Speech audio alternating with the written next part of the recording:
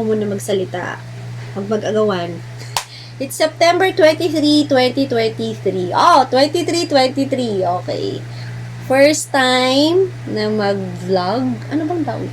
Okay. First time. Wala kaming magawa. Galing kami kanina sa may hospital para ipabasa ang aming mga lab results. And then, napag-usapan namin weeks ago na ano bang gagawin natin sa mga spare time natin kaysa magsigawan kami sa away o magpansinan ng mga mali namin. So, better share Tingnan mo kaya ginawa yun. things sa inyo dahil nauso naman ngayon. So, whether sabihin nyo wala man sense or meron sense, pero ito na kasi yung trending ngayon. Why not? Hindi naman siguro masamang Why subukan. not? Choknat. Why not? Choknat. So, ano first topic?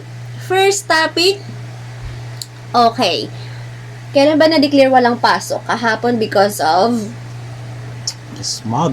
smog. Pero ang smog na ito ay galing sa volcano ng Taal sa bandang Tagaytay, Batangas at apektado ang buong Metro Manila na rin kahapon. Okay. So, na-declare walang pasok. Anyway, ang smog is a combination of fog and smoke. Tama ba? Kaya tinawag ng smog. Yeah, at Okay, ganun ata. ang content nito ay sulfuric, Sulfur? Sulfuric acid? sulfur oxide. Sulfur oxide. Na Okay. nahahalo sa hangin, Hangin. nalalanghap natin at delikado po ito. So, kanina nga nabanggit ko, galing kami sa hospital, private hospital dito sa amin. Then marami rin kaming nakitang mga matatanda, bata, na nauso nga talagang ubo ngayon. Actually, recently Naubo rin lang, dalawang anak ko may ubo.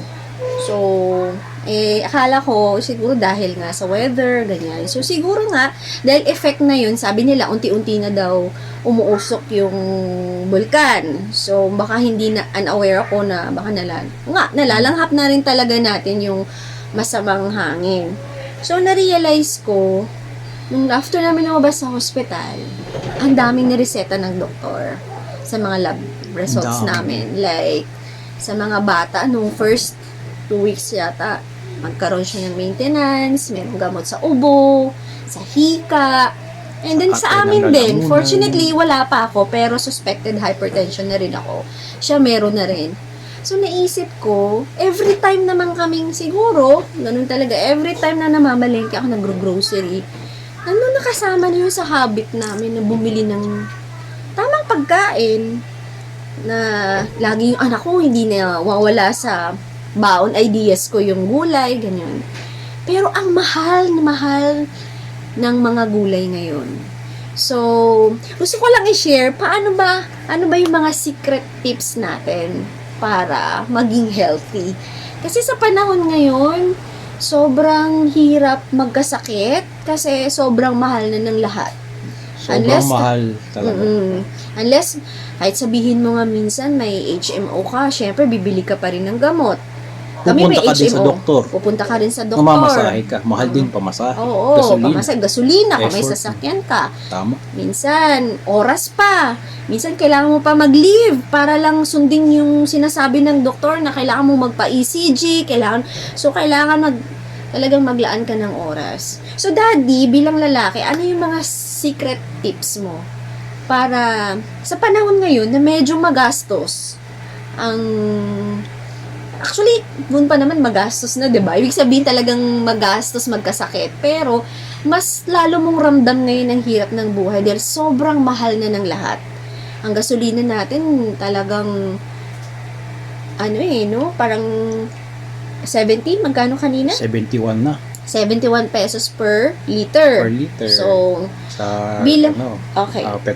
Petrol. So, bilang mag-asawa, nag-share kami ng siguro tips on how to survive this, tawag nito? Parang, Health. how to survive or to deal with this, costly, Mahal na mga costly, bilihin. living expenses? Cost of living. Cost no? of living? Ano ba tama? Cost of Basta living. ganon. Oh. Parang ganun yun. Oo. Ganun na nga talaga yun. Oo, ganun na nga. So, Cost of living. sa mag-asawa, ano ba yung pwedeng tips? O, so yung daddy, kasi siya work from home, so nakakatipid sa pamasahe o gasolina. O, wag na magmerienda. Hindi naman pwede yun. So, ano usually, ano Kailangan may sa merienda. side, sa father side, ano ang share mo na tips? Para makatipid sa health. Hindi, para makatipid na hindi masyadong makagastos sa ibang mga bagay na hindi, alamin mo muna, sabi nga ng anak natin, wants versus needs. Ganun ba yon? Oo. Siyempre sa lalaki, marami tayong bisyo, no? Nandyan yung sigarilyo, nandyan yung alak, yan mga number 1 at number 2. Pero sa akin, hindi ako naninigarilyo kasi may higa ako. Pero malakas naman tayo sa inuming alak minsan. Kasi meron tayong kapag may alak, i-vlog. Pero binawasan or wala na dapat yan. Wala na dapat. Yeah. Kasi bahal na rin ang alak from the recent past 6 months, nagtaas din yung alak na presyo. Well, simple Hindi beer. sa train law. Yung Mga yun. syntax law. As in, yun nga. Dahil sa train law din, kasama Oo. yun, syntax law. Syntax law. So, yun. Mataas yung patong. Taas ang patong sigarilyo, sugar, Yan. lahat. Actually, lahat na tumaas na. Inuuna dapat muna yung mga bisyo kasi yung bisyo nakakasama yun syempre. Yun. Para sa mga yung mga lalaki na babaero, stick to one na lang kayo kasi magastos din mag-maintain ng kabit. Oo, pwede din. And, At wala po akong pa? kabit. Tapos, Hindi po tayo aamin. siguro hindi rin, Joke lang. yung maganda din, yung hindi rin tayo masyadong labas ng labas. Wala kami, actually kung makita mo sa page or Facebook namin, lumalabas kami, pero kadalasan kasi noon libre. So, may mga kapamilya kami na medyo may pera, or naawa sa amin. Yan yung ating mga hidden May mga sponsors. sponsors kami. Salamat sa So, inyo. salamat. Shout out dyan. Yes. Yes, sa mga sponsors namin, doon lang kami talaga nakakalibre. Parang feeling mo minsan, parang nagpo-post kami na, social naman ito or ano, pero sa totoo, libre lahat yun. Hindi kami gumagala na at our own expense. Bibihira yun. As in, bihirang-bihira. Parang wala pa ata. Bihira. So, bihira, Wala na ata. bihira lang kami kumain sa labas. Isa din yun. Bihira kami kumain sa labas kasi naniniwala ako pag kumain sa labas at kung kaya, mahilig din kasi ako magluto. So, kung kaya mo naman lutuin sa bahay, unless na siguro hindi ko lang kayang gawin yung mga cuisine or mga, like for example, mga sa Japanese restaurant. Minsan ka raw lang na naman sushi na kailangan mo bumili ng mahal na diba, na isda, parang gano'n, parang makakain. Pero actually, hindi ko naman siya kinikrave or bibihira lang din, if ever. Pero, hindi kami talaga kumakain sa labas madalas. Dati din, nagpapagrab din, pero hindi na ngayon, bihirang-bihira na. For the sake of our kids lang, syempre bata, gustong kumain ng Jollibee, kumain ng pizza, kumain ng ganito. So, once a month or once in every 3 months, bumibili din naman para hindi naman deprived. Ganon. So, kadalasan talaga nagluluto. Minsan, hindi naman kami deprived sa pagkain kasi kunyari, gusto namin kumain na sinigang na hipon or kahit anong recipe ng hipon, makakabili ka kasi sa palengke ng kalahating kilo. Kahit sabihin mong 400 kilos or 470 kilos, ang kalahating kilo nun, madami na yun para sa inyo. Pero pag sa restaurant ka, baka isang menu lang yun. Isang pulgada diba? lang. Isang grams lang. Oo. Isang serving lang. Isang short. servings so, lang. Yun lang yung Tapos, doble pa yung price. Doble pa yung Siyempre, price. bayaran mo yung mga ambience ng restaurant. Tama. So kadalasan, nakakatipid din yun. nagluluto talaga. Medyo sa bahay effort lang ng konti. Tapos, ngayon, dahil gulay din, masarap din yung every time, every meal nyo may gulay. Mahal siya, pero minsan naisip ko, mas gusto ko na lang kainin kaysa ibili ko ng gamot.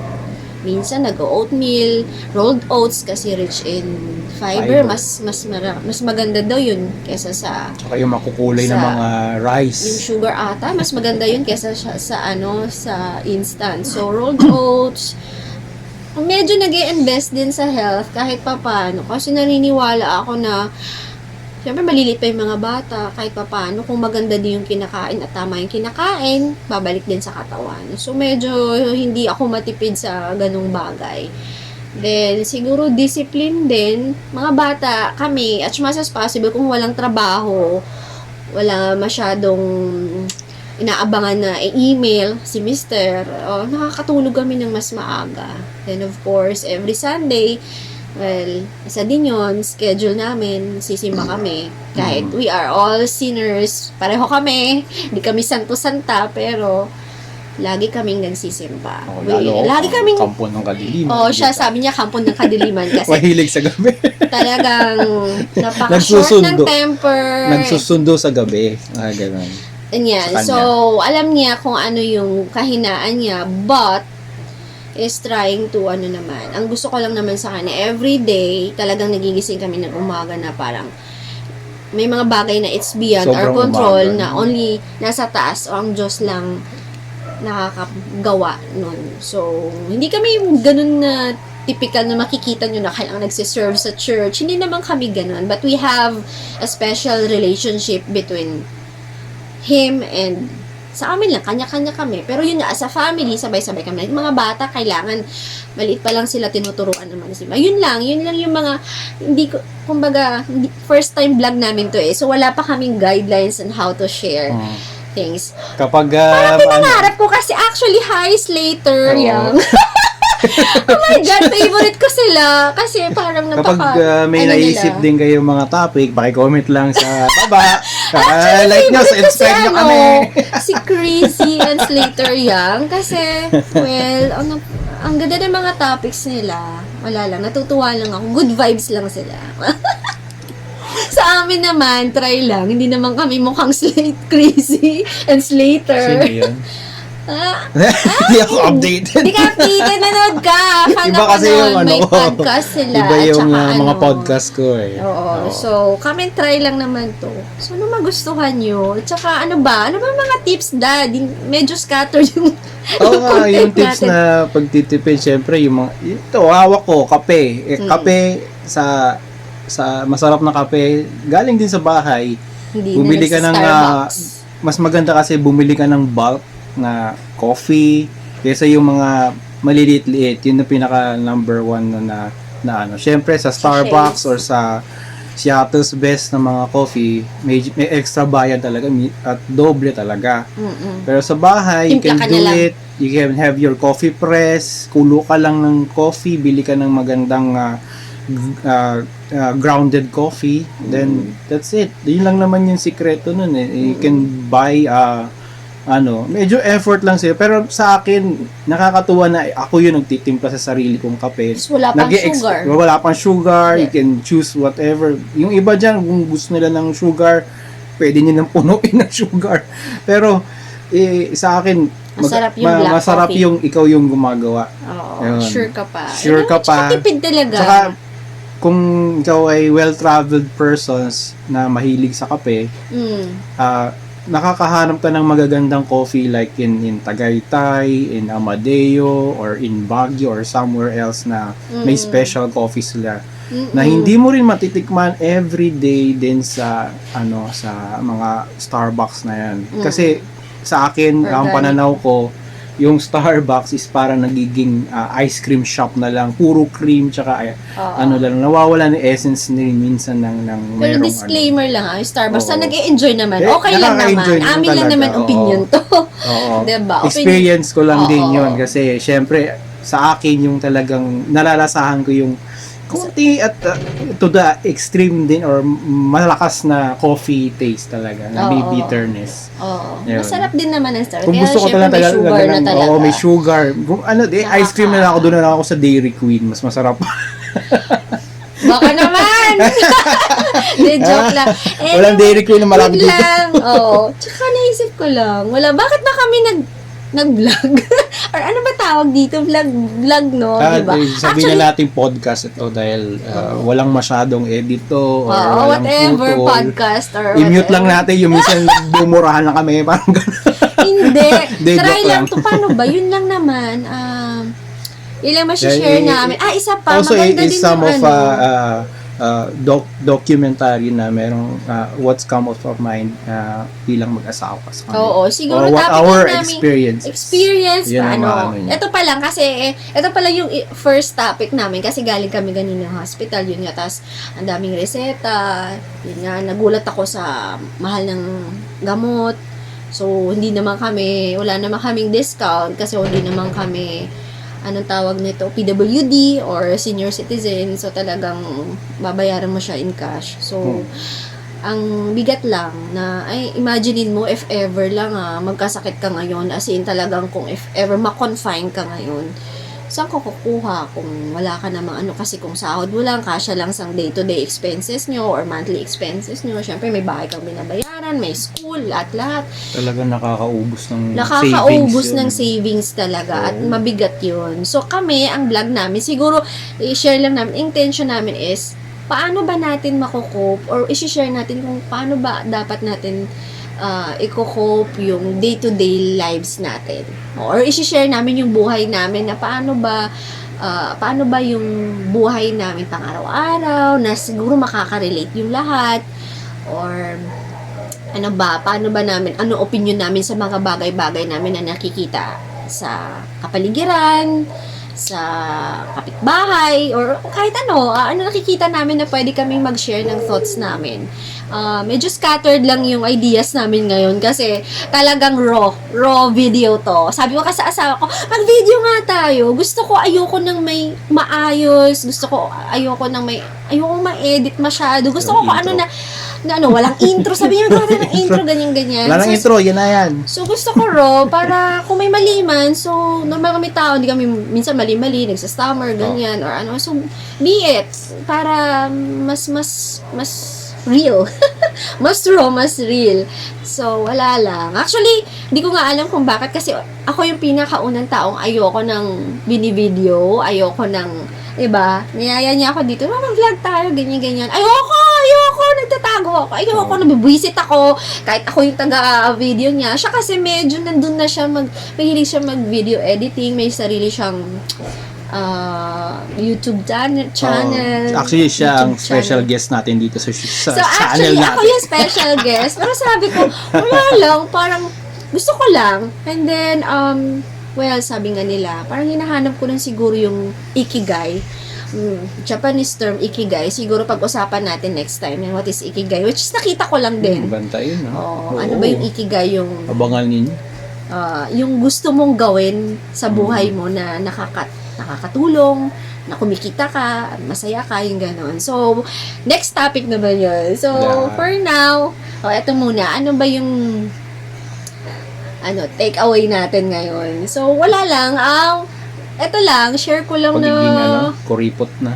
hindi naman pagiging, siguro practical lang din. Pagiging practical. Oo, Siguro kasi, maging wise spender. Sa ngayon, advice ko lang sa lahat. Parang, pero pag nakikita mo sa Facebook, parang napaka-lucrative. I mean, parang hindi rin naghihirap yung mga tao. No, parang, eto, may post ganito. So, parang feeling ko, ay, ako lang ba walang pera? Ako lang ba walang capacity bumili nito? Kasi kung ako ang post ko talaga na ganun, is parang may purpose eh. Ibig sabihin, kung nag-post ako, for example, kumain kami sa Eat All You Can, yung ganyan. Pinapost ko, piniflex ko kasi hindi ako gumastos, parang ganun. Pero ramdam ko din sa iba na kaya pala, hindi sila naghihikaos. Pero hindi, I mean, wala namang masama siguro mag-flex ng something na pinaghirapan mo or no. Pero ang sa akin lang, parang sa mga nakaka-relate na hindi hindi afford yung gumastos ng malaki pang araw-araw or hindi afford hindi kasya yung budget nila, ang sahod nila. Nakakaramdam din ako kasi ang hirap talaga, lalo na ngayon. Bumibili ng pagkain na araw-araw. Kami weekly namamalengke. So, ang grocery namin every 15 days, iba yung palengke sa grocery kasi kakain ka naman, may anak kang nag-aaral, kakain ka everyday, may mga fixed expenses ka monthly, tapos may isip mo, my God, ang mahal na pala, ang laki ng difference ng expenses noon kaysa ngayon. Siguro after pandemic, talagang ramdam mo na parang lumobo talaga yung expenses. So, nakakasad lang. Okay lang naman sa meron at kayang ano. Pero ito, sinishare ko lang yung kagaya namin na parang, hanggang ito Tayo pala. yung Or nasa lower hindi naman, middle class. oo, no? lower, Mga or ano. ganun. Pero, or Oo. nakakaramdam na talagang, siguro nararamdaman din naman na kahit na mga well-off na malaki talaga yung pinagbago ng gastusin noon kesa ngayon. So, talagang, siguro applicable din sa lahat. Kahit may pera ka ngayon, para magiging ano ka, wise spender ka. Kasi talagang ang sakit sa bulsa ng mga gastusin ngayon. Anyway. Balik ako dun sa parang nakikita mo na dito sa atin masyado silang parang hindi mo nararamdaman na mataas yung bilihin, they can flex whatever they, because it's our culture here in the Philippines, sa Pilipinas, Pilipino natin, na masyado tayong resilient. Parang minsan happy-go-lucky lang talaga. Karamihan na ganoon. So, napaka matiisin din natin Oo, na mga na bansa or mga nation. Totoo. So, anything na hindi natin binibig deal, hindi natin binibigyan ng mga detail na Pero So, hindi, yung parang happy hindi lang ako, tayo. Happy lang. Good Pero vibes sa totoo lagi. lang, sa mga ang pagiging resilience ng mga Pinoy, hindi rin siya good.